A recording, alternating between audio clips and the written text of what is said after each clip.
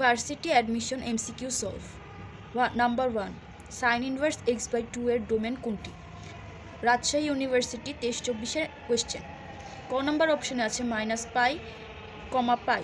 -2, 2, গ নাম্বারে আছে -1, 1, ঘ নাম্বার আছে ∞ থেকে ইনফিনিটি। এখন আমরা এটার ব্যাখ্যাটা দেখব।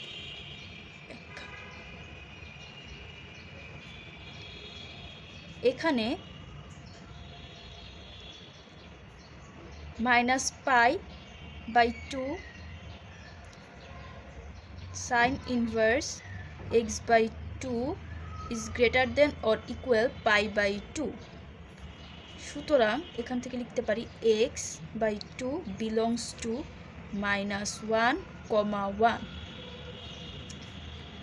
বা লিখতে পারি x belongs to -2 থেকে 2।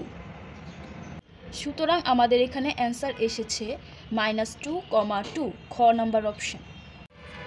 2 নাম্বার কোয়েশ্চেন, নিচের কোনটি সাইন ইনভার্স 2/3 এর সমান? প্রশ্নটি এসেছে ঢাকা ইউনিভার্সিটি 23-24 বছরে।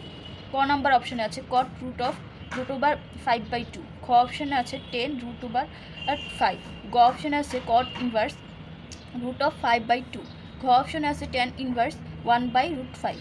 এখন আমরা এই কোয়েশ্চেনটি সলভ করব। ব্যাখ্যা, এখানে আমরা দেখতে পাচ্ছি সাইন ইনভার্স 2/3। আমরা প্রথমে একটি ত্রিভুজ আঁকব।